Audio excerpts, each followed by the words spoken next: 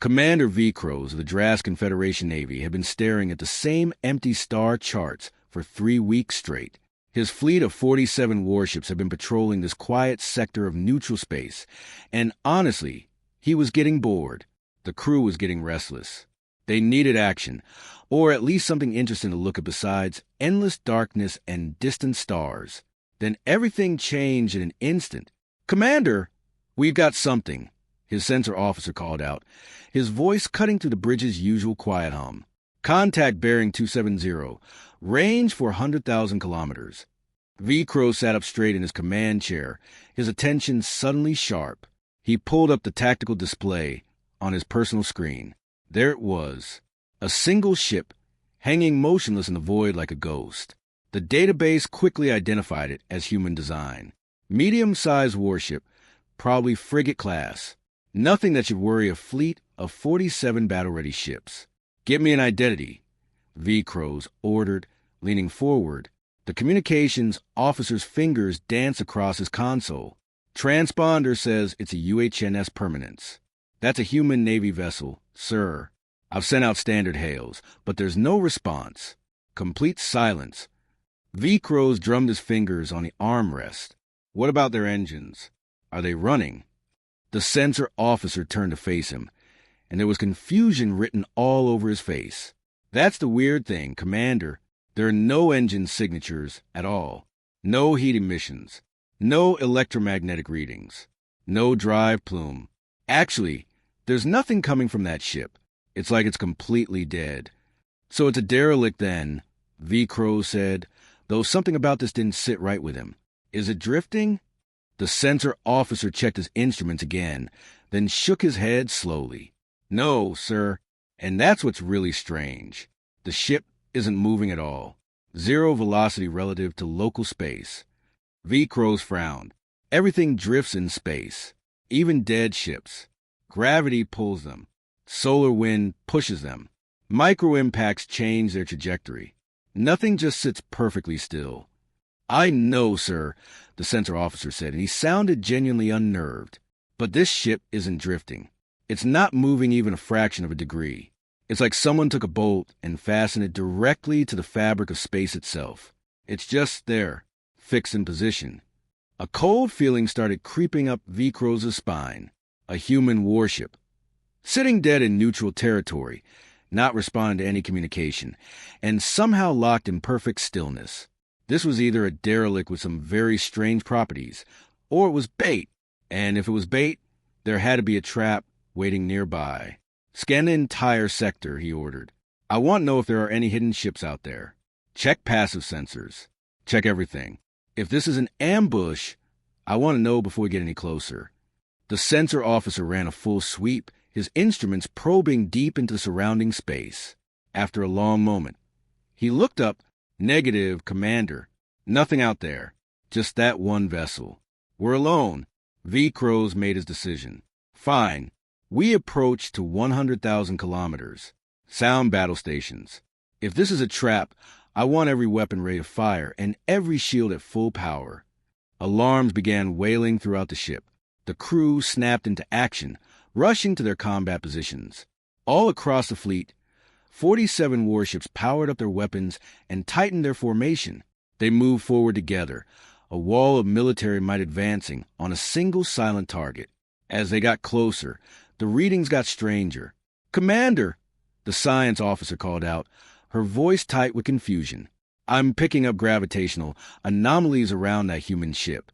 The space around it is compressed, folded. It's like the ship is creating its own bubble of altered physics. I've never seen anything like this. Can you tell if it has weapons active?" V-Crows asked. She shook her head, still studying her instruments. "I can't determine that, sir. The hull composition looks like standard human alloy, but the quantum signature is completely wrong. My instruments are saying the ship exists in multiple energy states at the same time. That shouldn't be possible." V-Crows didn't pretend to understand the science, but he understood tactics and threat assessment. V-Crows stared at the human ship floating in the darkness ahead. The warning message kept replaying in his head. "Quantum locked. Do not engage." Those words sounded like something out of a science fiction novel. Not real military technology. It had to be a bluff. Humans were clever, he'd give them that, but this was too far-fetched to be real. "Science officer," he said, keeping his voice steady and calm. "I need you to explain something to me. What exactly does quantum lock mean?" The officer quickly pulled up information on her screen, her eyes scanning through technical data. "Well, Commander, quantum mechanics allows tiny particles to exist in multiple states at the same time. They can be in two places at once, spinning in different directions, that sort of thing, but only until someone actually looks at them or measures them. In theory, if you could somehow scale that up to something as large as a ship." V. Crows interrupted her. "I need the simple version. Pretend I'm 5 years old." She took a breath and tried again. "The ship might exist in every possible version of itself all at once, sir. Damaged and perfectly fine. Moving and standing still. Right there in front of us. And also somewhere else entirely. Until something forces it to pick just one version. It stays in all of them at the same time." V. Crows felt his jaw tighten. "And what happens if we force it to pick?" "Honestly, sir, I have no idea. This is way beyond anything I've ever seen or studied. This kind of technology shouldn't even be possible with what we know about physics." One of his tactical officers cleared his throat and spoke up. "Commander, with all respect to the science team, it's still just one human ship. Sure, they're smart and they come up with creative solutions, but they're not magicians. Whatever fancy trick they're using here, it can't possibly hold up against concentrated fire from our entire fleet. We've got 47 warships. They've got one." V. Crows let that sink in. The officer had a point. Even if the humans had invented some new kind of shield or defense system, nothing could stand up to the sheer amount of firepower his fleet could deliver. The laws of physics had limits. Energy had to go somewhere. Mass couldn't just disappear. "All ships," he announced across the fleet-wide communication channel. "Lock all weapons on a human vessel. I want everything we have pointed at that ship. Prepare to fire on my command." Throughout the fleet, weapon systems came online. Plasma cannons began their charging cycles. Railguns loaded magnetic projectiles. Missile tubes opened and armed their payloads. The combined firepower could reduce a battle station to debris in seconds. It was enough destructive power to crack open a small moon if they wanted to. Fire. The empty space around them suddenly became a light show.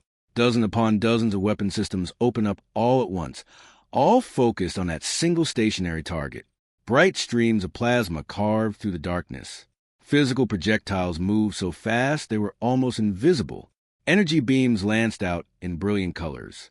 Everything converged on the permanence like a tidal wave of destruction. This should have been the easiest military victory in recorded history. A single ship, not moving, not dodging, just sitting there taking everything they could throw at it. The weapons hit their target, and they kept hitting. Shot after shot, blast after blast, everything slamming into the hull from every possible angle, and absolutely nothing happened. V. Crows felt his blood turn to ice as he watched. The plasma bolt struck the ship and vanished. The railgun projectiles hit and simply ceased to exist. Energy beams touched the hull and disappeared like they'd never been fired at all. They weren't being absorbed. They weren't bouncing off shields. They were just gone, erased from reality the instant they made contact with the ship. "Cease fire," V. Crows shouted, his voice cracking slightly. "Stop shooting." The barrage ended. Silence fell across the bridge. Everyone stared at their screens in complete disbelief. The human ship hung there in space, exactly as it had been before, completely unchanged. There wasn't a single scratch on it. No scorch marks. No dents. No damaged sections. Not even a paint chip. It looked like they'd been shooting at it with toy weapons.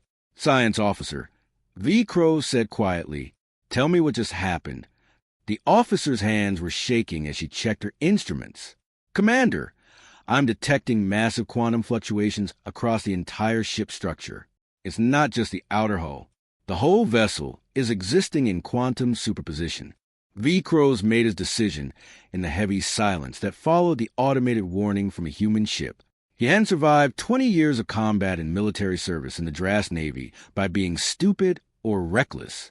When something warned you not to do something, especially when that something was technology you couldn't even begin to understand, you listened. All ships cease hostile actions and... Commander! His tactical officer's voice cut through his order, sharp with alarm. Long-range sensors are going crazy. I'm picking up quantum signatures identical to the human ship, multiple locations. They're all around us. V-Crows quickly pulled up the tactical display, his fingers moving fast across the controls. What he saw made his blood turn to ice water in his veins. The sensor screen was lighting up with dozens of ghost signatures, faint quantum echoes of the permanence. They formed a perfect sphere around his entire fleet. But these weren't real ships. They were probability shadows, potential locations where the ship could be if it decided to be there. "This doesn't make sense," his science officer said, her voice barely above a whisper. "The ship isn't just locked in one place. It's existing at every single point along its trajectory at the same time. Past positions, present position, future positions. They're all occupied simultaneously." Before V-Crows could respond, one of his fleet commanders broke into the communication channel. "Sir, this is Commander Thrace aboard the destroyer Vengeance. My science team just finished their analysis of that human vessel's quantum state. Commander, this is going to sound insane, but the ship is locked in a superposition where damage literally cannot collapse its waveform. You can't destroy something that exists in every possible version of itself all at once." V-Crows felt the full weight of understanding crash down on him like a physical blow. The humans hadn't just built a better warship with thicker armor or more powerful shields. They'd done something far more terrifying. They'd built a ship that existed outside the normal rules of cause and effect. A ship that couldn't be touched, couldn't be harmed, couldn't even be affected by anything in the normal universe. "Is there any way we can damage it all?" V-Crows asked, though he already knew the answer in his gut. His science officer shook her head slowly. "No, Commander. Every single attack we could possibly make has already failed in the quantum probability space that ship occupies. The ship doesn't even have to defend itself against our weapons. The universe itself is preventing our attacks from working. It's like reality is protecting the ship.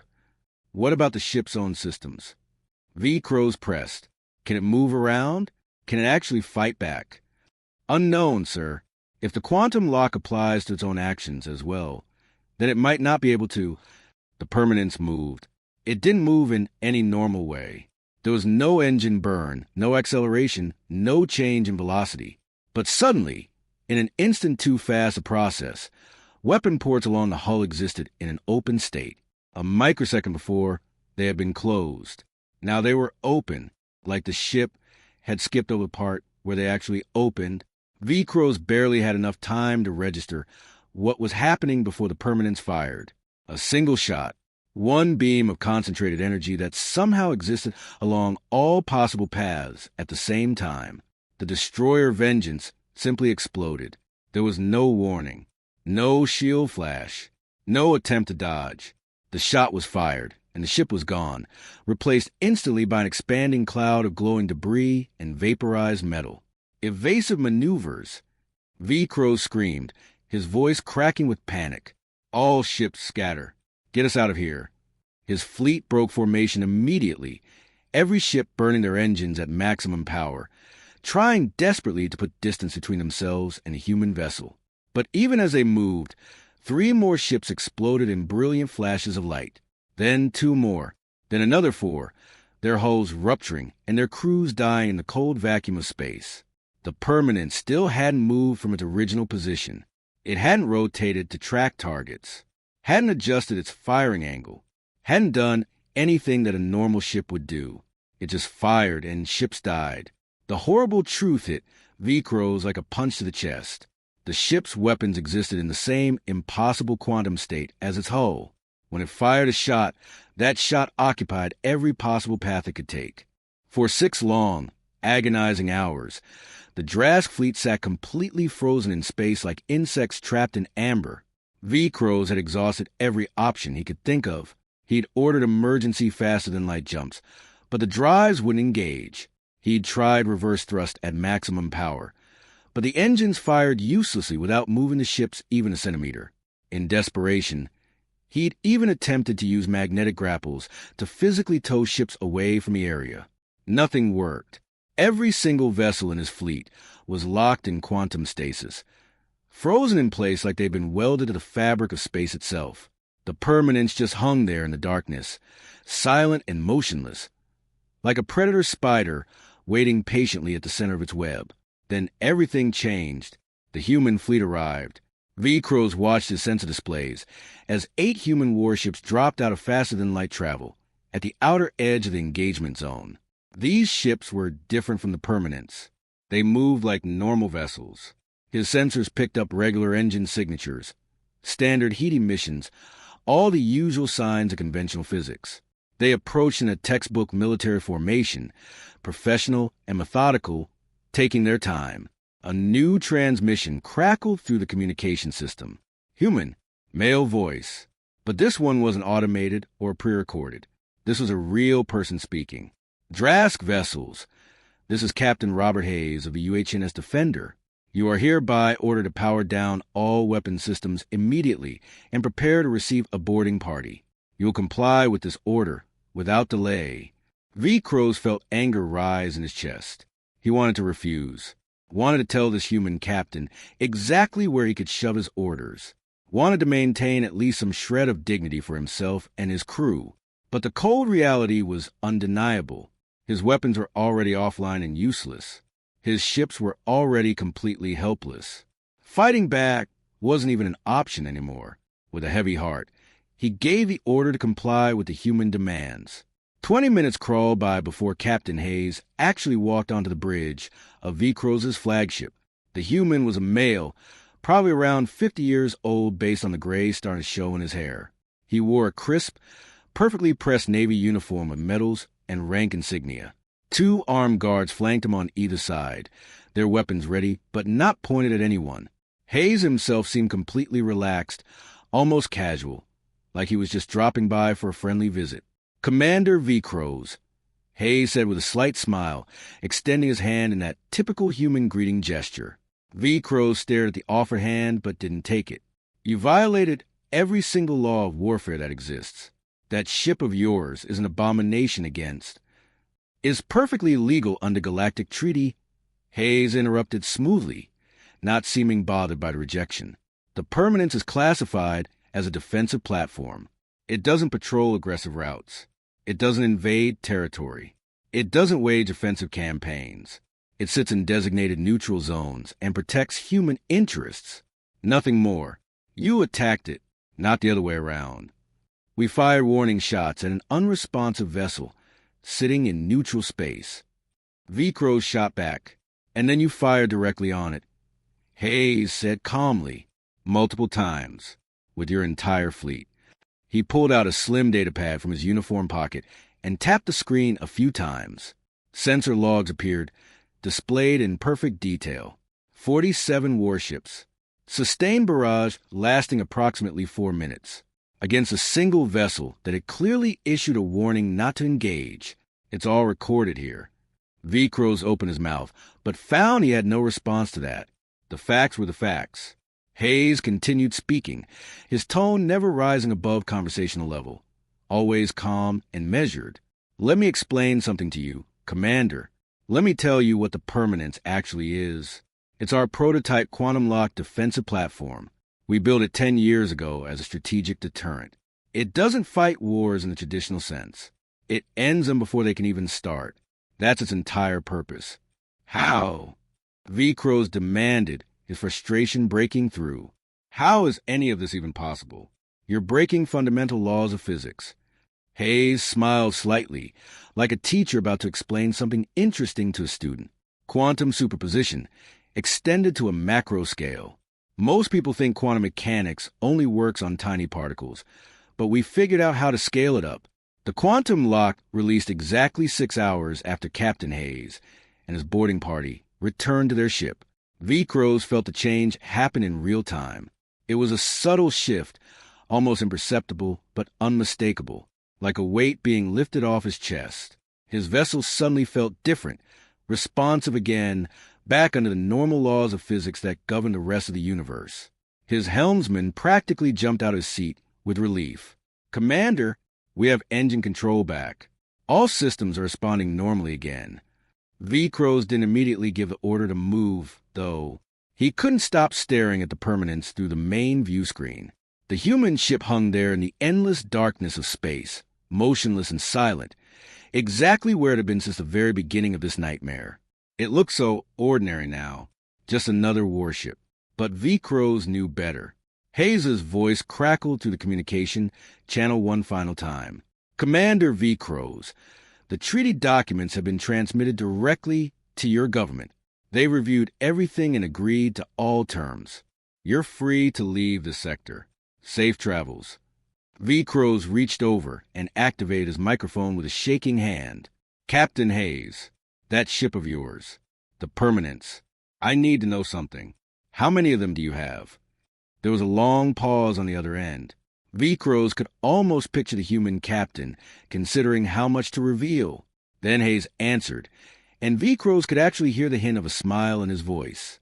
"That's classified information, Commander. Military secret, you understand. But I can tell you this much. The Permanence was our first prototype, our proof of concept. We've had 10 years since then to improve the design, refine the technology, work out the problems. Think about what that means." The communication channel went dead. The human fleet began turning away in perfect formation, their ships accelerating smoothly as they departed the area.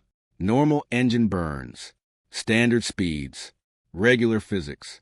Nothing threatening about them at all. They looked like any other military fleet in the galaxy, except for the Permanence. That ship stayed exactly where it was, hanging in a void like it had been painted onto the darkness itself. V-Crows took a deep breath and gave the order he'd been dreading. "All ships, withdraw from the sector. Take us home." His remaining 17 ships limped away from the engagement zone, battered, broken, and utterly humiliated. 30 ships destroyed. Hundreds of crew members dead. And for what? Behind them, the Permanence remained fixed in space like some kind of eternal monument to their failure. 3 months passed like a blur.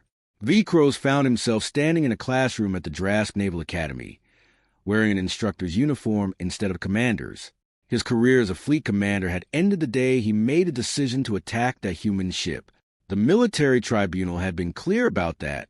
Now he spent his days teaching young, eager officers about the dangers of making assumptions in combat, using his own devastating mistake as the primary lesson.